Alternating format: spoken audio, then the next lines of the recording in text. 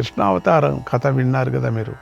అట్లా ఆ కృష్ణావతారంలో కంసాది నిజ ఘనాజౌ దైత్యాన్ మానుష విగ్రహాన్ అయం లోకహితార్థాయ ప్రాదుర్భావో మహాత్మనః. మనుష్యుల రూపంలో ఉన్న కంసాది రాక్షసులను యుద్ధంలో సంహరించాడు. ఆ మహాత్ముడే శ్రీకృష్ణుడు. శ్రీకృష్ణుడే లోకహితం కోసం అవతరించాడు. ఇక కలియుగం. ఈ కలియుగం అంతమవుతున్నప్పుడు, ధర్మం శిథిలమైపోయే సమయంలో పాషండులు అంటే దురాచారాలు పాటించేవారు, దుర్మార్గులు విజృంభిస్తూ ఉంటారు. వారిని వధించటం కోసం, ధర్మాన్ని వృద్ధి చేయటం కోసం, బ్రాహ్మణులకు మేలు చేయాలనే శ్రీహరి కలికి విష్ణు యశస్సు అనే పేరుతో మళ్ళీ అవతరిస్తాడు. అంటే ఇంక ముందు, అంటే ఇప్పుడే కలియుగం మనకు మొదటి పాదం అయిపోతూ ఉన్నదిలేండి, జరుగుతున్నది. మధ్యలో అయిపోయింది. ఇప్పుడే ఇంత ఉంటే ఇంకా రెండో పాదం, మూడో పాదం, నాలుగో పాదం వచ్చే లోపల మనకు అది ఏంటి తెలియదు. అంతేకాకుండా శ్రీ మహావిష్ణువు ఇతర దేవతలతో కలిసి అవతరించిన అవతారాలను బ్రహ్మవేత్తలు పురాణాల్లో గానం చేశారు అని భీష్ముడు చెప్పాడు. ఇంతవరకు భీష్ముడు ఈ కథలన్నీ చెప్పుకొస్తున్నారు. వెంటనే ధర్మరాజు లేచి, పితామహ, ఉపేంద్రుడైన శ్రీకృష్ణుడు వృష్టి వంశంలో అవతరించిన కథను వినాలనే ఆసక్తిగా ఉంది.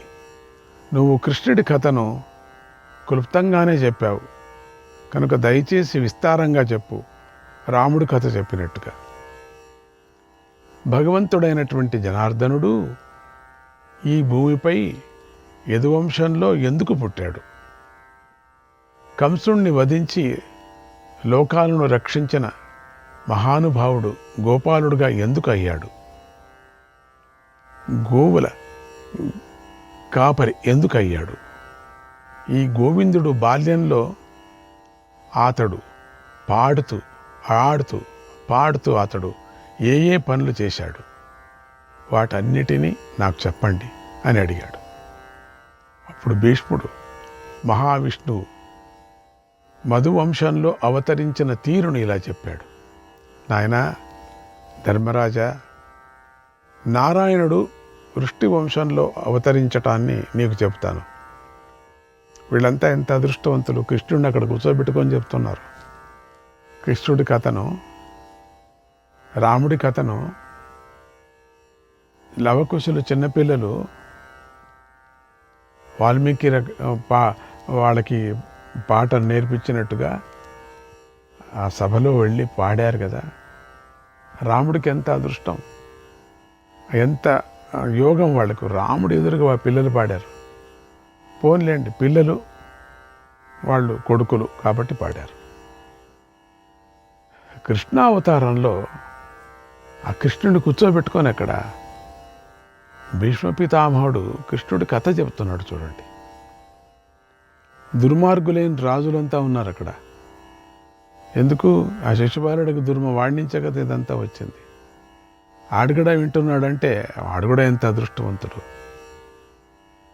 ఆ కృష్ణుడు దగ్గరే కూర్చొని కృష్ణుడిని చరిత్ర ఆయన ముందే పాడటం, అది చాలా భాగ్యం. అది ఎవరి చరిత్రను వాళ్ళ ముందరే పాడటం అనేది ఎప్పుడూ అబ్బదు. ఎప్పుడో ఒక్కపారి ఒక్కొక్క అవతారానికి మాత్రం అబ్బుతూ ఉంటుంది, అన్ని అవతారాలు అబ్బవు.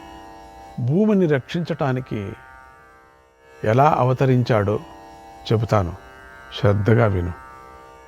శ్రీ మహావిష్ణువు అవతరించినప్పుడు సముద్రాలు ఆనందంతో పులకించాయి, పర్వతాలు చలించాయి, అగ్నులు శాంతంగా జ్వలించాయి, గాలులు చక్కగా వీచాయి, ధూళి శాంతించింది, నక్షత్రాలు చక్కగా ప్రకాశించాయి, ఒక్కొక్కటి నేను చెప్పుకొని వెళితే అరగంట అవుతుంది, కానీ అట్లే వెళుతున్నా. మహాభారతంలో ఎంతవరకు చెప్పుకున్నారో అంతవరకు మాత్రం వెళుతున్నా. ఆకాశంలో దేవదుందుబులు మ్రోగాయి. దేవతలు వచ్చి పూలవాన కురిపించారు. మధుసూదనుణ్ణి స్తుతించారు. నారదాది మహర్షులు సంతోషిస్తూ ఆయనను సమీపించారు. వారిని చూసి గంధర్వులు, అప్సరసలు ఆనందంగా నృత్యం చేస్తూ శ్రీహరిని కీర్తించారు. ఇంద్రుడు మహర్షులను గౌరవించి గోవిందుడితో ఇలా అన్నారు: దేవా, నువ్వు దేవకార్యాన్ని చేయాలి, లోకానికి మేలు చేయాలి, తరువాతే నువ్వు పరమధామానికి చేరాలి అని కోరి మునులతో కలిసి వెళ్ళిపోయాడు. తర్వాత వసుదేవుడు కంసుడికి భయపడి తనకు పుట్టిన బాలుణ్ణి నందుడి గోకులంలో దాచాడు. ఆ నందగోకులంలో కృష్ణుడు చాలా కాలం నివసించాడు.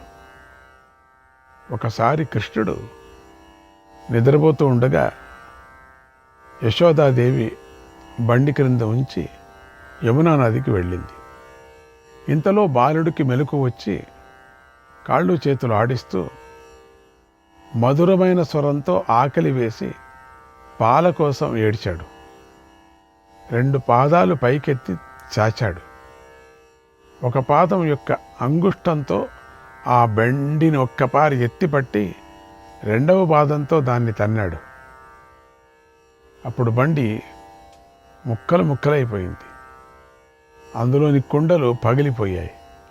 ఆ చిన్న బాలుడు చేసిన పనిని చూసి ప్రజలు ఎంతో ఆశ్చర్యపోయారు. తరువాత దేవతలందరూ చూస్తూ ఉండగా కృష్ణుడు పెద్ద శరీరం గల పూతను కూడా సంహరించాడు. తర్వాత బలరామకృష్ణులు ఇద్దరూ కలిసి తిరిగారు.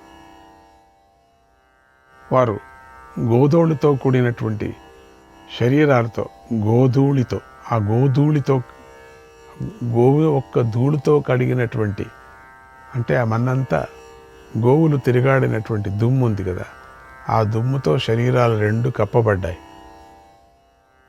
గోధూళి ఆ రంగే వేరే, అటువంటి ధూళు లేదులేండి ఇప్పుడు. ఆ శరీరం మీద ఉండేటువంటి రంగు వాళ్ళిద్దరిది అది చూస్తే రమ్యం. కళ్ళు మూసుకుంటే కనపడతారు వాళ్ళు, మీకు కనపడతారు. మీరు అటు ఇటు చూస్తూ ఏదేదో మాట్లాడుతూ ఉంటే మీకు కనపడరు. ఏకాగ్రతతో నా మాట వింటూ, అందుకే నేను చిన్నగా చెప్తున్నా, మీకు మనసులో వెళ్ళి నాటుకొని పోవాలని చెప్తున్నాను. ఆ ధూళు, ఆ గోవు నడిచినటువంటి దుమ్ము ఉంది కదా, ఆ దుమ్ము చాలా బాగా వాసన ఉంటుంది. ఆ దుమ్ము సిటీ వాసన కాదు కదా, పల్లె వాసన. ఆ దుమ్ము శరీరం మీద పడి ఆ రంగు వేరే, ఎర్రదా నల్లదా ఏ రంగు తెలియటం లేదు. వాళ్ళ శరీర రంగు వేరేగా ఉంటుంది. ఆ రంగు మీద వాళ్ళది కూడా ఎర్రది కాదు, నల్లది కాదు, ఆకాశ కలరు అని చెప్తామే, ఆకాశ రంగు. ఆకాశ రంగు పూర్తిగా నీలం కూడా కాదు, పూర్తిగా ప్యూర్ నీలం కాదు, మరి ప్యూర్ ఎర్రది కాదు, మరి ప్యూరు నల్లది కాదు. నల్లవాడు గోపాలకృష్ణుడు తప్పది, నల్లవాడు కాదు. నీలము రంగులో కలిసినటువంటి ఒక విబ్గేఆర్ రంగు, ఆ రంగు కలవాడు. ఆ రంగును వర్ణన చేసటం కష్టం. అసలు ఏ డ్రాయింగ్ వాడు కూడా ఆ రంగు వేయలేడు అనిపిస్తుంది. ఊరికే ఈ ఆధారాలు బట్టి మనం ఆ కృష్ణ అవతారం ఆధారాలు బట్టి ఆ వర్ణన చేసేది బట్టి వ్యాస భగవానుడు చేసినటువంటి వర్ణన గురించి కొంచెం ఆధారంగా చేసుకొని మళ్ళీ ఇతరత్ర కవులందరూ కూడా వాళ్ళ యొక్క వర్ణన చేసుకొని వెళ్ళారు. కృష్ణ భక్తులు చాలామంది వాళ్ళ పాటల్లో కూడా ఆ రంగును గురించి వివరణించారు. అవన్నీ కూడబెట్టుకున్నా కూడా ఒక రంగు కాదు, అదే వచ్చింది తిప్పలు. ఎటు మీరాబాయి పాడినట్టు వేరే. కృష్ణ భక్తులు చాలామంది పాడారు. ఎవరు ఎంతగా వర్ణన చేసినప్పటికి కూడా ఒరిజినల్ వర్ణన ఏంటని తెలియటం లేదు. ఒరిజినల్ కలర్ ఏమిటని కృష్ణుడిది ఎవరు చెప్పలేరు. ఏదో అందరికీ తెలిసినట్టుగా నీల కలరం అని చెప్పుకుంటున్నాం అంతే, కానీ అది కాదది. వాళ్ళు మరి ఏ కలర్స్తో ఉన్నారో తెలీదు. మరి వాళ్ళని అడుగుదాం కళ్ళు మూసుకొని, మీరు చెప్పండి ఏ కలర్స్తో ఉన్నారని. ఆ కలరే, ఆ రంగే మోక్షాన్ని ఇచ్చేది. అసలు మనకు అనుకోవచ్చు ఈ రంగుని గురించి ఎందుకు పట్టుకుంటున్నామని. అసలు ఆ రంగే మనల్ని ముక్తి దారికి తీసుకువెళ్ళేది. అందుకని ఆ రంగుతో ఉన్నారు వాళ్ళిద్దరూ, బలరామ కృష్ణుడిద్దరు. వారు గోధూళితో కూడినటువంటి శరీరాలతో ప్రకాశిస్తూ ఉండేవారు. ఎప్పుడు అట్లే ఉండేవారు. మరి స్నానం చేసేవారు, వాళ్ళమ్మ చేయించేది. మళ్ళీ వాళ్ళ శరీరాలు అదే విధంగా ఉండేది, గోధూళి రంగు. ఆ గోధూళి రంగే మనకు సాయంత్రం పూట ఒక రంగు సూర్యుడి చుట్టూ ఆవరిస్తుంది. ఆ రంగా ఏమో చూస్తాం. అది ఉండవటానికి కూడా వీలు లేదులేండి. అడవిలో ఆడుకుంటూ కనిపిస్తూ ఉండేవారు. వాళ్ళు ఎక్కడంటే అక్కడ కనిపించేవారు. పెరుగు చిలుకుతున్నప్పుడు త్రాగుతూ కనిపించేవారు. పెరుగు తాగేవారు, పెరుగు తాగుతూ కనిపించేవారు, ఆడుకుంటూ కనిపించేవారు. ఒకసారి బాలగోపాలుడైన కృష్ణుడు దొంగతనంగా వెన్న తింటూ గోపికలకు కనిపించాడు. ఆయన వెన్న తినలేదు. గోపికలు చిలికినటువంటి మజ్జిగ చిలకటం, దాంట్లో వచ్చిన వెన్న, అది మిగిలిపోయిన పాపం. అది వెన్నగా ఆ వెన్నని తిన్నాడు. అంటే ఆ పాపాన్ని తిన్నాడు. గోపికల పాపం తిన్నాడు. గోపికలు ఎవరంటే ఎవరు? గోసాయిలు. పూర్వజన్మంలో వాళ్ళంతా అడిగారు రామావతారంలో, నిన్ను కౌగిలించుకోవాలా, నీతో ఆడాలా, నీతో కోలాట ఆడాలా, నీతో గిరిగిట్లాడాలా, నీతో జలకం ఆడాలా, నీతో స్నానం చేయాలా, అయితే కృష్ణావతారం రాండి, ఆనందంగా అనుభవిస్తాం. మొత్తం అంతా వాళ్ళే. ఈ గోపికలందరూ కూడా అందరూ గోసాయిలే. లక్షల కొద్ది గోసాయిలు అక్కడ పుట్టారు.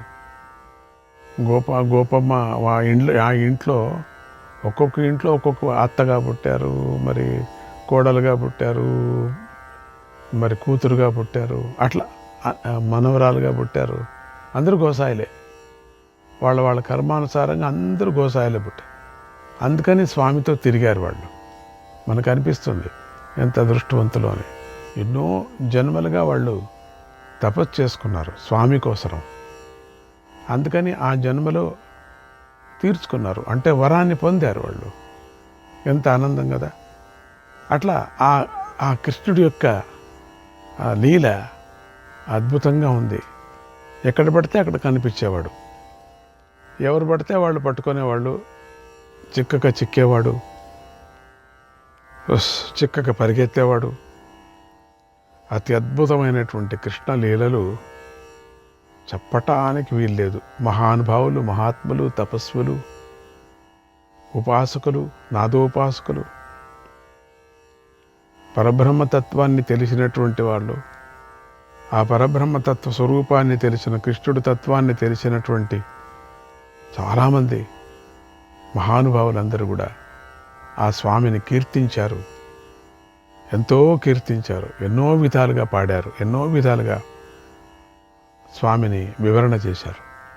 అక్కడ దొంగతనంగా వెన్న తింటూ గోపికలు కనిపించాట. దొంగతనంగా ఎందుకు తినాలా అనిపిస్తుంది అంటే, నొప్పి లేకోకుండా పాపాన్ని తినేశాడు. నొప్పి కలిగించి తినేది ఒక శిక్ష.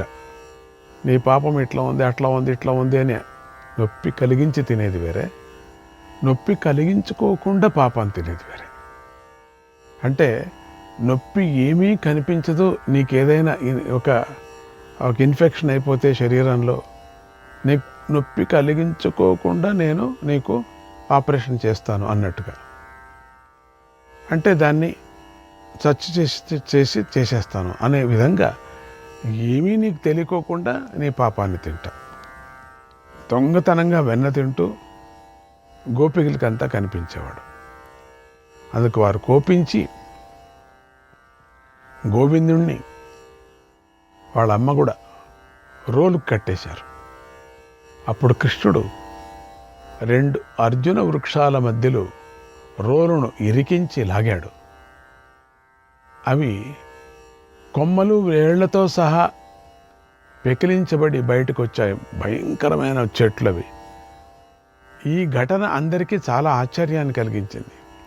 ఎట్లా వచ్చాయి ఈ చిన్నపిల్ల, ఎట్లా దాన్ని లాగాడు? అది ఇంత పెద్ద రోలు. దాంతో 2 రాక్షసులకు ప్రాణాలు పోయాయి. తర్వాత వాళ్ళు ముక్తిని పొందారు. తర్వాత బలరామకృష్ణులు బాల్య దశను దాటి గోలోకంలో 7 సంవత్సరాలు, అంటే గోకులంలో, అదే గోలోకం అంటుంటా నేను, నా పాటలో కూడా అదే రాసుకున్నాం. గోకులమే గోలోకము. గోకులంలో 7 సంవత్సరాలు ఉన్నారు అంతే. ఆ 7 సంవత్సరాలు చేయలేదులేండి వాళ్ళు. 7 సంవత్సరాలు 700 సంవత్సరాలు 7000 సంవత్సరాలు చేసిన లీలను చేశారట. నీల పీతాంబరధరౌ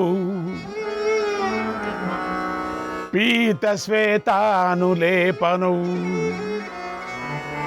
బభూవ తుర్వత్సపాలౌ కాకపక్ష ధరా ఉభౌ కాకపక్ష ధరా ఉభౌ. బలరాముడు నీలాంబరాన్ని, కృష్ణుడు పీతాంబరాన్ని ధరించారు. నీలాంబరం, పీతాంబరం. ఒకరు పచ్చని లేపనాన్ని పూసుకున్నారు, మరొకరు తెల్లని లేపనాన్ని పూసుకున్నాడు రాముడు. కాకపక్షాల అంటే రింగు రింగులు తిరిగిన జుట్టును కలిగి ఉన్నారు. వారు నెమ్మదిగా పెరుగుతూ లేగదూడలను, గోవులను రక్షిస్తూ ఉన్నారు. వారు ఆకు బూరలను చెవులకు ఇంపు కలిగేలాగా ఊదుతూ నాగ కుమారుల్లాగా వనంలో తిరుగుతూ ఉండేవారు. అంటే పుల్లంగోని కానీ లేక పొంగి కానీ ఇట్లా ఊదేవారు పొంగిని. ఆడునాగా ఒక పొంగిలాగా ఉంటుంది కదా, అది అట్లా తిరిగేవారు. అంటే ఏ నాగుని మోక్షానికి తీసుకువెళ్ళారో తెలియదు. నెమిలి ఈకలను చెవి వద్ద ధరించారు. చిగురుటాకులను శిరస్సుపై ధరించారు. మెడలో వనమాలను ధరించారు. పద్మాలను శిరస్సుపై భూషణాల్లాగా అలంకరించుకున్నారు. అంత అలంకారం. త్రాళ్లను యజ్ఞోపవీతంగా ధరించారు. గోపాలకులకు ఇష్టమైన వేణువును కూడా వాయించారు. బలరామకృష్ణులు ఎప్పుడు ఒకే చోట నివసించారు. ఒకచోట కలిగి ఆడుకున్నారు. అడవిలో ఆకుల సజ్జ అంటే శయ్య, పరుపు కలిసి పడుకున్నారు. గోవులను కాపలా కాస్తూ వనానికే శోభ కలిగించారు. వారిద్దరూ కలిసే గోకులంలో వెన్న దొంగిలించారు. కొంతకాలం వారు గోకులం నుంచి బృందావనానికి వెళ్ళి నివసించారు. అక్కడ ఆవుల మందను త్రిప్పి తీసుకొని వస్తూ జీవించారు. శ్రీకృష్ణాయ పరమాత్మనే నమః.